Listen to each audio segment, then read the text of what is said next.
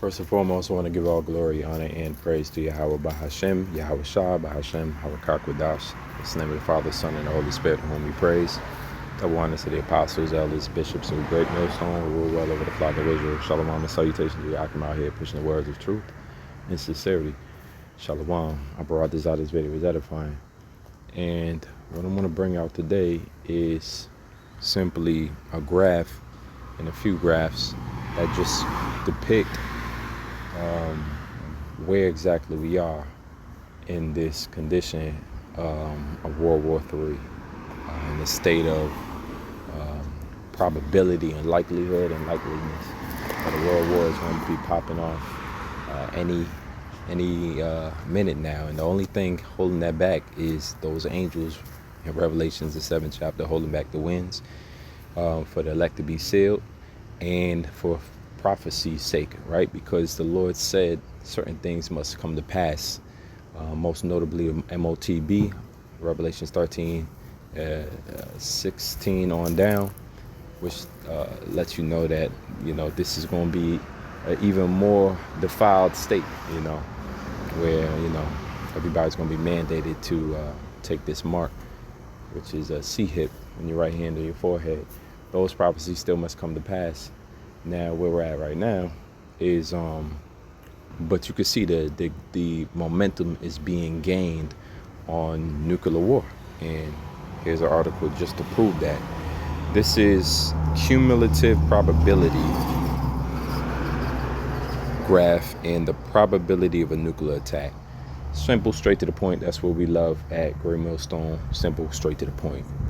All right, now as you can see in the graph, it highlights years from 2003 all the way to 2048. And this graph is pretty much just going up and up and up and up. That's what cumulative means, right? It's getting closer and closer. It's just compounding on each other.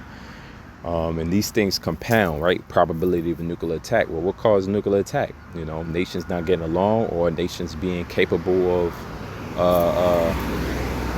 having the nuclear arms in the first place, right?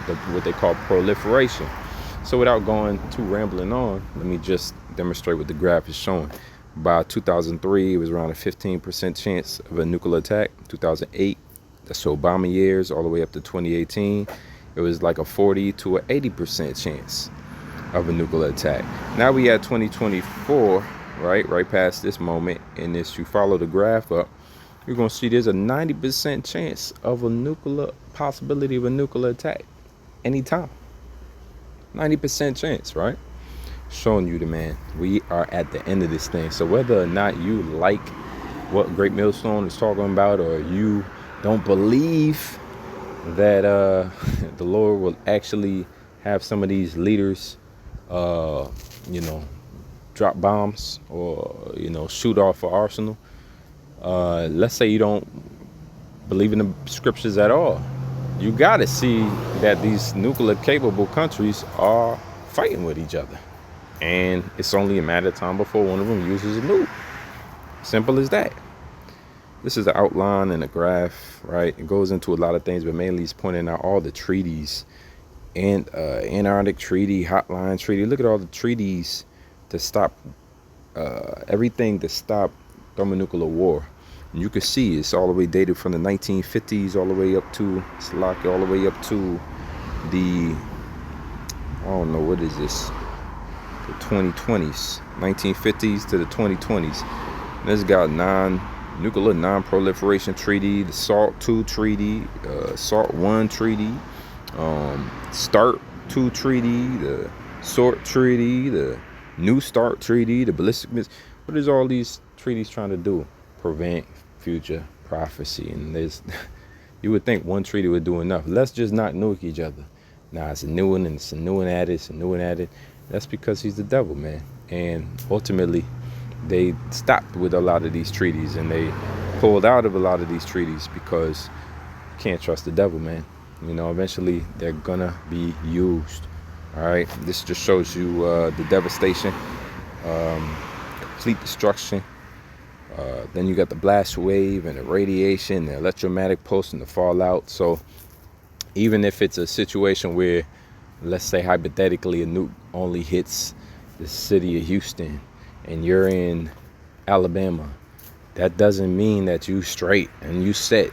The fallout, all right, the radiation, the electromagnetic pulse, and then the stop of all production, this halting of, normalcy in society.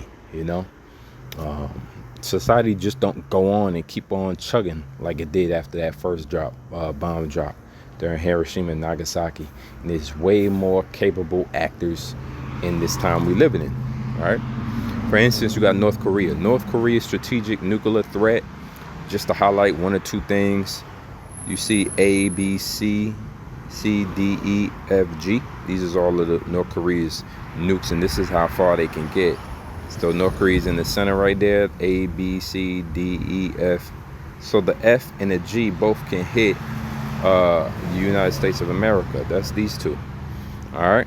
And so all you got attached is a nuclear warhead attached to that rocket. See, it's really rocket propelled now. That does the majority of the work, that rocket. So if you build a rocket, and I'm gonna show you how to get their warheads. But if you can build that rocket, you pretty much now have control over all of this. You have control in the swing and momentum of power throughout the world. You are no longer struggling. And so America's job, if anything, was to prevent nations from getting nukes. This is why Iran is always getting talked about, because they're going to be nuclear capable. And then what you going to do? You going to bully Iran? No, you're not going to do it. Just like you're not going to bully North Korea. All right. Here goes a chart that show you it started with Pakistan. Now, we all know the nuclear technology came out of hydrogen and atomic fusion and all of this. That was the Manhattan Project. This is what the movie Oppenheimer was about. All right. The scriptures tell you that the smith bloweth the coals in the fire. Right. And not to go on and on about the creation of that, just understand Esau had this technology. And what did Esau do? They sold it. So now Ishmael got the technology. Now Moab got the technology. Right? Now some other countries, Elam is getting the technology because you sold that information or you smuggled it out one way or another.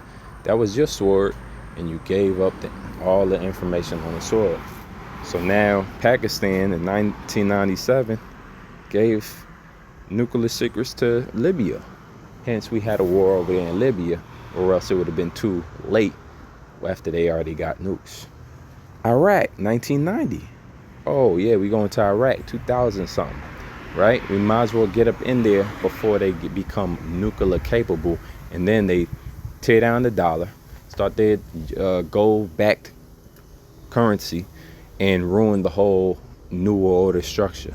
Right now we got Syria in so Syria is also one of them countries we had to go in there, bomb and regulate, because they were getting nuclear secrets from Pakistan. North Korea, North Korea from 97 to 2002 has been getting nuclear secrets from Pakistan. Now they, as per the last graph, already it's too late. They become nuclear capable. They had to starve their people to do it, but they did it. They got nukes. Now Iran, you see, from 1987 to 95, they've been trading secrets with Pakistan to get this nukes. This is the sources, the nuclear proliferation data from Company Proliferation Unbound. Nuclear tales from Pakistan. Suspected contacts with Saudi Arabia and UAE are excluded. So Pakistan has been dealing secrets about how to start your nuclear program since the early 80s, man. Late 80s. So how much more do all of the nations now, add Sudan, add all these, Zimbabwe, everybody, Venezuela, the South American country, United States have to now police the entire globe in order to stop the proliferation of nukes, because every society should know that America could take you down unless you have your own threat, and the only threat that they respect is nukes, i.e. Russia, China. All right. So I thought that graph was interesting to share. So without further ado, let's get into now the scriptures on that. All right, so I got 2 Peter 3:10. It says, "But the day of the Lord will come as a thief in the night, in the which the heavens shall pass away with a great noise, and the elements shall melt with fervent heat." And you see, it's titled "A New Heaven and a New Earth." And as somebody without the oil is reading the scriptures, they might come across the words "end of the world" and consider that, oh, the nukes are World War III is going to end the world. And then they cry because they looking at the birds and the bees and the beautiful plants in the oceans and say the whole world going to be destroyed. That's not what's going to happen if the Lord's going to create a new heaven and a new earth. But that's going to be, see, new is like new, made new again. All right, made better, renewed is also a phrase. And so as the day of the Lord comes, which is going to be, is prophesied to be doomsday or thermonuclear war, right? Out of that fire, meaning out of the destruction of this society and this system, this beast system, and that great horror is destroyed America, you're going to have this new heavens and new established kingdom. It's dealing with kings, it's dealing with kingdoms, it's dealing with rulerships, it's dealing with age, the age of the Israelites being ushered in, and the age of the Edomites being ushered out by fire and a great noise. So it says, "And the elements shall melt with fervent heat, and the earth also, and the works that are therein shall be burned up." So we got, everybody in the Babylon, America's got a front row seat in that destruction, unless you deliver it out of it. If you deliver it out of it, you got a bird's eye view, because Yahweh Shah is coming back, and he's with this host of angels, and there's going to be a beaming up, taking up the elect up out of America, beaming them up into those ships, right, the Father ship, and preserving them through the fire, right, so that we can be delivered and saved. That's what salvation is for the elect of the nation of Israel. So it says, "In the works that are therein shall be burned up." So that's your philosophies burned up here. That's your cities, roads, buildings burned up here. All right, that's your aspirations and dreams, burned up here. Your visions, of this place, your future generations, your generation of wealth, burned up here. You see, FRNs, debt, burned up here. All right, it says, "Seeing that then that all these things shall be dissolved," and dissolved is another key term for something being burned up. It's dissolved. The elements is pulled apart. It says, "What manner of persons ought ye to be in all holy conversation and godliness." So now it's dealing with what kind of person, what kind of mindset should we have. And you can see in the NLT, it says, "Since everything around us is going to be destroyed like this, what holy and godly lives you should live." And then it tells you, "Looking forward to the day of Yahweh and hurrying it along." Right? So there is a desire to see this downfall of this society and destruction, so that we can have the new heavenly kingdom, along with heavenly bodies, along with spiritual power, along with rulership, along with slaves, along with wives, along with children, right? Along with being joined back with Yahweh Shah in all glory and splendor. These are the things we look forward to. It says, "On that day, he will set the heavens on fire," right? This establishment, this kingdom is a heaven, and the elements will melt away in the flames, right? So that's the people in the heavens. This is their kingdom. It's also the atmosphere. It's twofold, because the atmosphere is the first heaven, right? Which would be your upper atmosphere is, and that nuke detonates in the air, right? And the fire just burns everything, decimates all the torches, the earth underneath it, and melts everything away. All right, so that's that. Now we got Hebrews 12:25. The title says "This Unshaken Kingdom." I'm gonna read this in the NLT. It says, "Be careful that you do not refuse to listen to the one who is speaking." This one is capital. That's the Father. It says, "For if the people of Israel did not escape when they refused to listen to Moses, the earthly messenger, we will certainly not escape if we reject the one who speaks to us from heaven. it goes on. When Yahweh spoke from Mount Sinai, his voice shook the earth, but now he makes another promise. Once again, I will shake not only the earth, but the heavens also. And there you go. Right? Thermal, nuclear, fire. Right? The earth shook when the Most High spake the first time.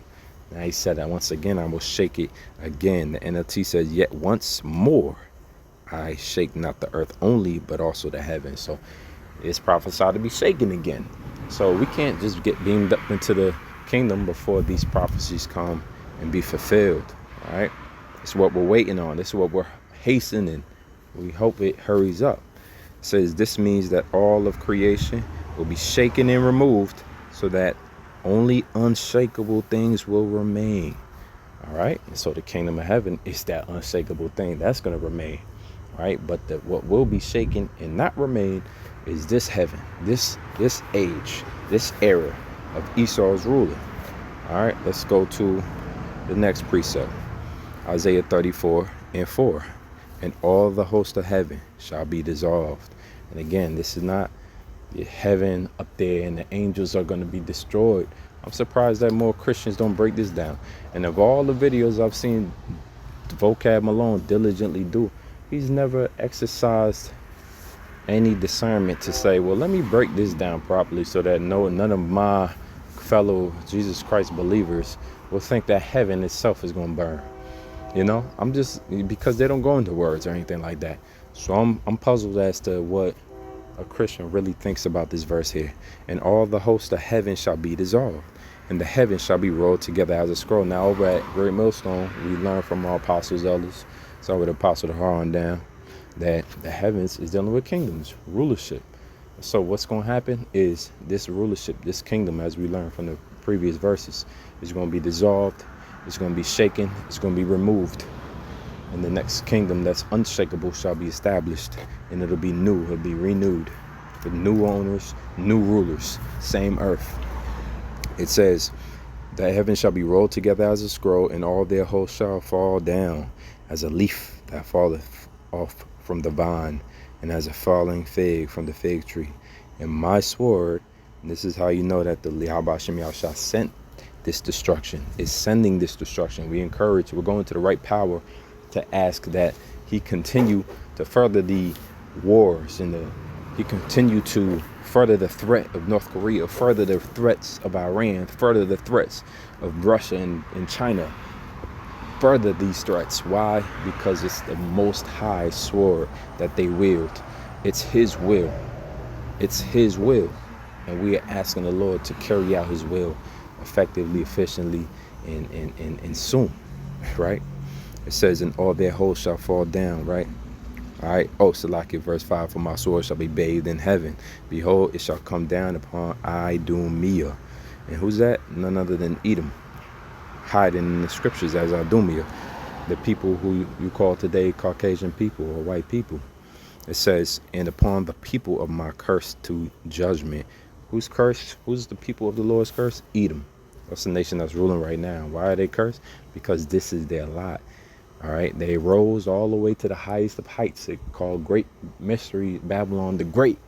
You rose greater than ancient Babylon. You're at the top, and then you'll be brought that fast down. Right? I've seen Lucifer fall as lightning. You'll fall in a day with this technology, and all your enemies now are coming to the stage. New players with the same technology that you have. All right. Advanced technology of the Lord's sword. I brought this out as very edifying, and until next time, shalom.